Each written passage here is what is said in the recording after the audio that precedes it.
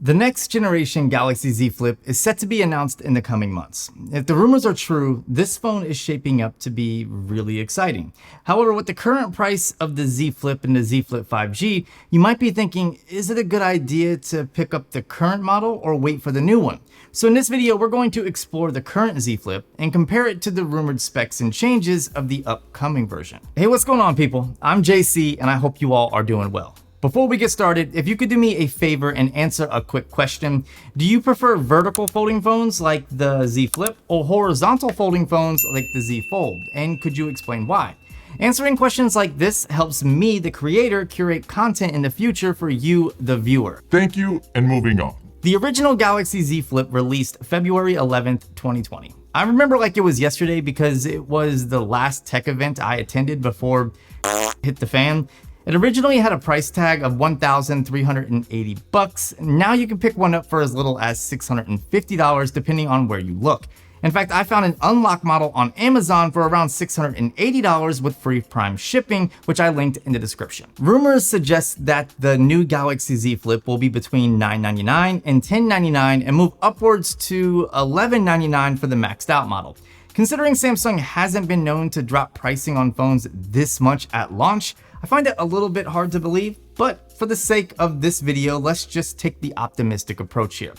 If the new Z Flip comes in at these prices, it will certainly shake up the foldable market. At the same time, I think it's going to drive the price down even further on the current Z Flip offerings, especially the 5G model. The build quality on the current Z Flip is good. It features a polycarbonate plastic display with an extremely thin layer of glass beneath that plastic.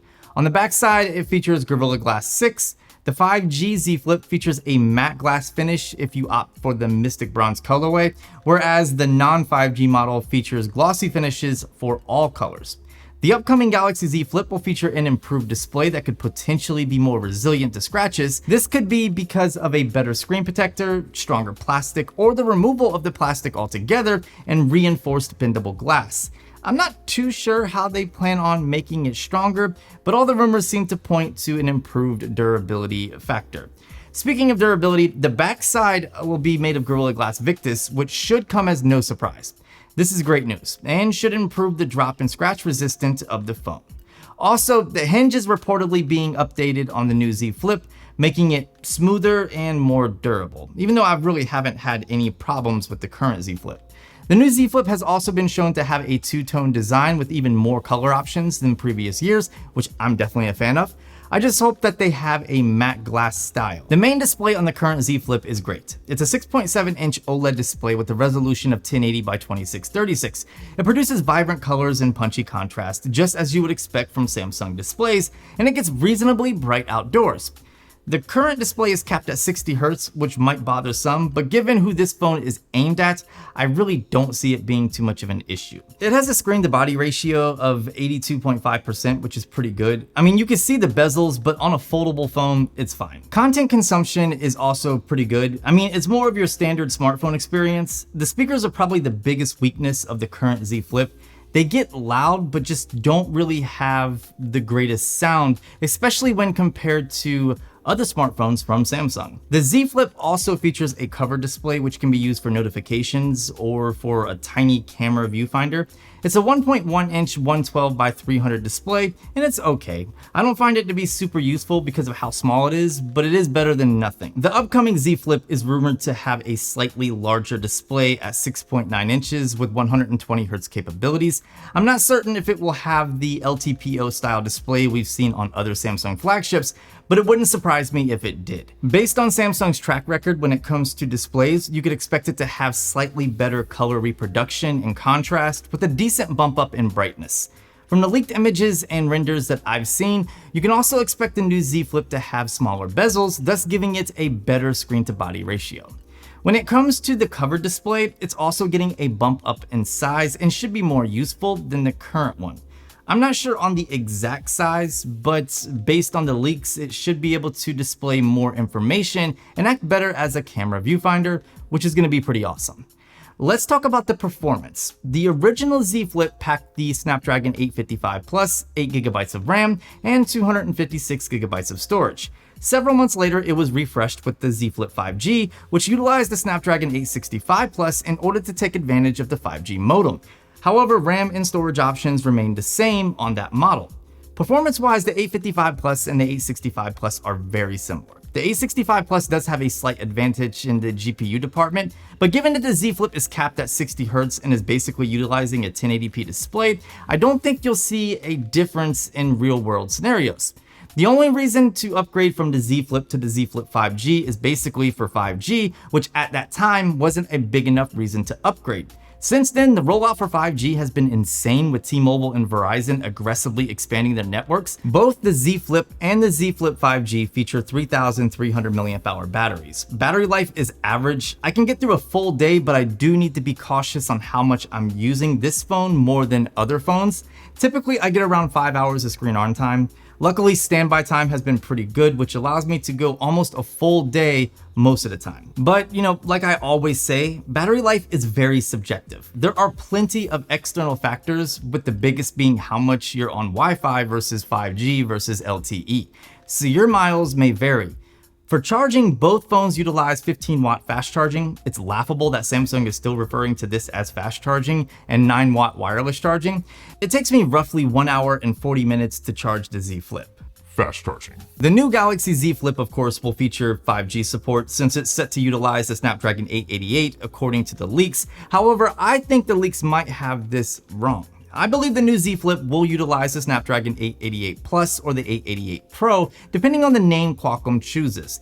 Geekbench scores have already leaked, showing slight improvements to multi-core and single-core performance over the Snapdragon 888. I expect to see even greater performance in the GPU department, as well as slightly better efficiency. This would go right in line with the reports of the new Z Flip actually having better battery life, despite keeping the same exact battery size of 3,300 mAh. Although there are no rumors suggesting faster charging speeds, I would hope that Samsung allows for 25-watt fast charging and 15-watt wireless charging like the S21 series can do. In terms of storage, the new Z Flip is set to come in at 128GB and 256GB, which should be paired with 8GB and 12GB of RAM. The current Z Flip models do not feature headphone jacks or SD card slots. The new Z Flip will not have either one of these as well. Not really a big surprise here, but something that you should be aware of. This is also the case with the IP rating, so if you were hoping for some water resistance, you're SOL. The current Z Flip features a fingerprint scanner along the side of the phone, which the new Z Flip will offer this as well, but this is where things get a little bit interesting. Some leaks and rumors suggest that the new Z Flip will do away with the physical buttons and instead opt for touch capacitive buttons like we saw on the HTC U12. I'm not completely sold on this rumor, but it is possible. Lastly, the thing that upsets me the most about the S21 series is also happening to the new Z Flip. It will not feature MST support when using Samsung Pay like the current Z Flip models can do. It's a damn shame that Samsung is ditching this technology and focusing solely on NFC-type payments. I love you, Samsung, but it doesn't make sense. Software-wise, the current Z Flip models are running the latest version of One UI. The new Z Flip is rumored to ship with One UI 3.5, which we haven't seen yet outside of beta leaks, but it should be pretty interesting. Flex Mode is something that the older Flip models offered, but third-party app support has been very hit or miss. It's been great on Samsung's own apps, such as the camera, calendar, messages, etc. But even after all this time, many popular apps from the Play Store still don't support Flex Mode, including all of the games that I play. Supposedly, Samsung has worked closely with some developers, including Google, and will be improving Flex Mode with the new Z Flip by offering more third-party app compatibility. I'm sure most of this will trickle down to the older Z Flip models, so I wouldn't be too concerned if you're a current Flip owner and have no intentions on upgrading. One UI as a whole has improved tremendously over the years, evolving from the Samsung Experience Launcher or even TouchWiz. One UI 3.5 is sure to be a hit, and I can't wait to see what features get passed down to older phones. Alright, so let's talk cameras for a quick minute. The current Z Flip features a dual rear camera design. The main sensor is 12 megapixels, which is paired with a 12 megapixel ultra wide. It's capable of shooting 4K video up to 60 frames per second and 1080p up to 240 frames per second, and it has HDR10 plus support. On the front, there is a 10 megapixel selfie camera that can shoot 4K video at 30 frames per second. These cameras are decent, but they're not in the same class as the Note 20 Ultra or the S21 series. They can take great looking images, especially during the day, but since they utilize older sensors, they just don't have the wow factor that other smartphones offer. The new Z Flip will stick to the dual rear camera array. Not too much information is available on the actual specs, but I'm almost certain it will utilize the 12 megapixel standard and ultra wide cameras from the S21 series. From the renders I've seen, the camera area is larger on the new Z Flip and the camera modules look bigger as well. This is similar to what we see on the S21 series. Additionally, the new Z Flip should utilize the same 10 megapixel selfie camera as the S21 series, which is very capable. Now, I'm not certain if it will get 8K video recording, but you can definitely expect improvements in the 4K 60 frames per second department. Regardless, the new Z Flip should have a better camera experience overall and offer a few unique features not found on current Flip models. So there we have it. That was a quick breakdown of my experience with the current Z Flip and comparing it to the upcoming Z Flip 3. Of course, these things are subject to change, but even if 50% of them are accurate, the new Z Flip is going to be a pretty good upgrade for current Flip users. If the leak pricing is accurate and it comes in at $999 or $1099, it very well might be best to wait and not purchase a current Flip depending on your budget.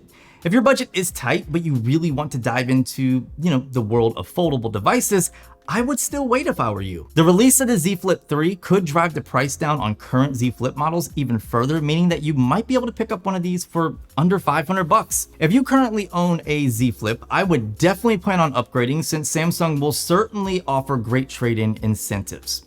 So now that you've heard my thoughts, I want to hear yours. Let me know in the comment section what you think of the Z Flip 3 leaks and rumors, and whether or not you're planning on upgrading or buying one of these new foldable devices. If you enjoyed this video, please consider dropping it a like, make sure to subscribe, followed by clicking the bell to be alerted when future videos go live, and I'll see you beautiful people in the next one.